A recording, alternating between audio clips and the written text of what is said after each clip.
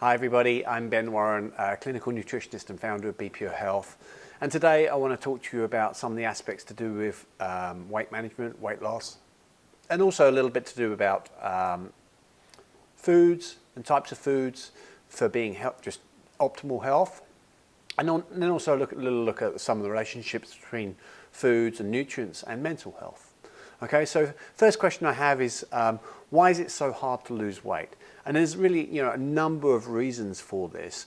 Probably one of the first reasons is that calories are incredibly important for our survival. And so through evolution in getting here, we needed to get enough calories. And so our body, will hold on to any excess calories or excess energy that we eat in case there's not food available in the future. So it was an evolutionary trait to store body fat so you can survive through periods of time when when their food wasn't as abundant.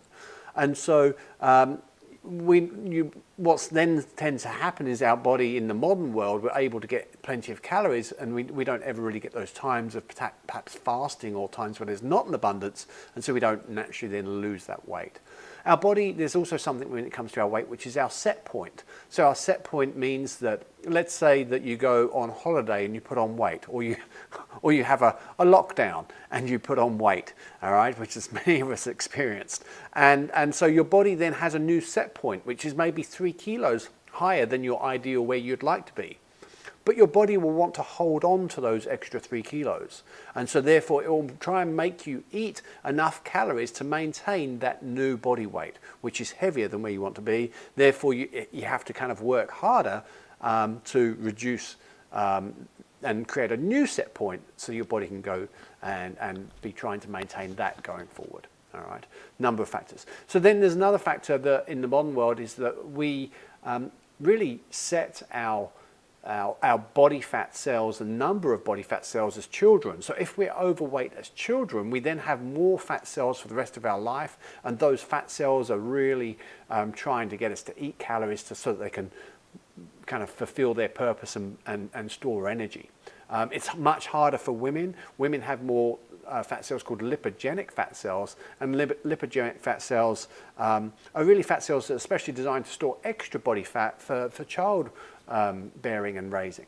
And so again, women naturally will store more body fat because they have these specialized cells going forward. And then in the modern world as well, another reason why it's so difficult to lose weight is modern food. See, we have, in the modern world, we are overfed but undernourished, which means it's really easy to get enough calories.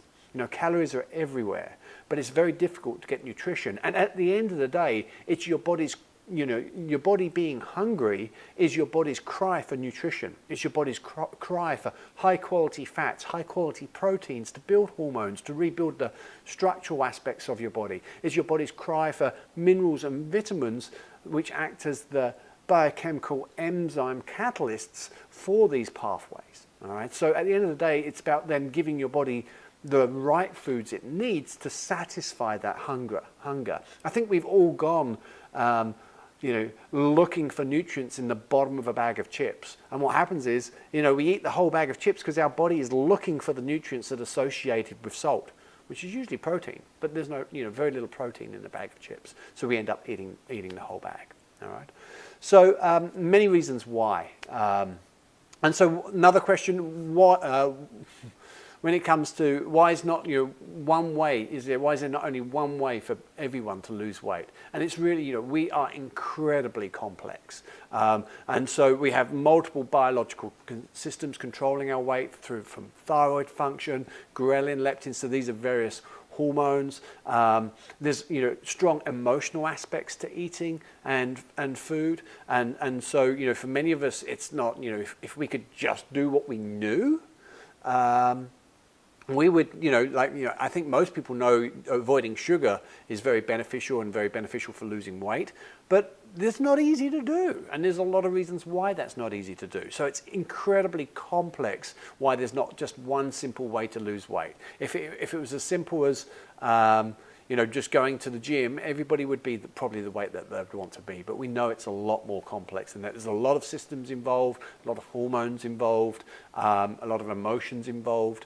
And so what I recommend is people to have self-compassion. And with self-compassion, what I mean by that is that you go easy on yourself and you're actually looking to see what do you actually need. What food is actually, what is it actually doing for you? What's the underlying need behind why you're eating these foods? And if you can, perhaps see that, oh, I'm eating this food because I'm feeling sad and it makes me feel better, which food does. Food releases dopamine, which is a feel-good reward neurotransmitter. And so if we can see that while we're eating that's because we're sad, then perhaps if we could deal with while we're sad, then it makes it easier to eat better food choices. All right. Another question here, what major food groups do we need to optimize our health? More or less fat, protein levels. Now, I'm a huge fan of something that's called macronutrient profiling, and it's based on the fact that we are all different, we are all unique. If you look at the genetics of Eskimos, for example, or some tribes of Native American Indians, they were getting 80% of their calories from fat and protein. They were very healthy doing this. And at the other end of the continuum, you've got people who were getting, more in Asian cultures, up to 80% of their calories from carbohydrates, like rice. And again, they were very healthy doing that. So our bodies and genetics have co-evolved with our environment and the foods that were found in those environments, and our bodies work best on those. And so what I'd recommend is start listening to your body, and your body will tell you this. Now, we actually have a questionnaire on the Be Pure website called the Macronutrient Profiling Questionnaire. If you would like to learn more about this, I'd highly recommend you go to the website and take this questionnaire, and it will give you an indicator of where you are on this continuum between a very light protein, almost vegetarian type diet, all the way through to a ketogenic diet. Okay, so for me, there's a spectrum of foods that people should be eating that are going to be right for them. And these foods are going to be the foods that also help you lose weight. They're also going to be the foods that mentally help your mental health the most. They're also going to be the foods that give you energy and keep you full the longest. All right, so this is one of the key principles that we utilize at Be Pure to help people select the right foods for them, because I know it's incredibly complex and there's so many different diets and ways of eating out there. Okay. Another question, a causal link between carbs and mental illnesses such as bipolar. Now, for me, I've never seen any causal research showing causal aspects between carbohydrate and specifically bipolar. We do know there's some relationships to these kind of conditions. Well, it's slightly different. Epilepsy, for example, the ketogenic diet, there's research now coming out looking and pointing to some of the potentially causal aspects of why the ketogenic diet is beneficial for epilepsy. And then when you look more back to mental health, there's a strong relationship between whole food diets and better mental health, Mediterranean diets and better mental health. There's a strong relationship between many nutrients, such as vitamin D, zinc, B vitamins, and mental health, iron. And so, for me, it's very much about giving your body the nutrients your body needs to have the optimal expression of your genes. Okay, so hopefully that's given you a little bit of an idea around, answering some questions on why it needs to lose weight.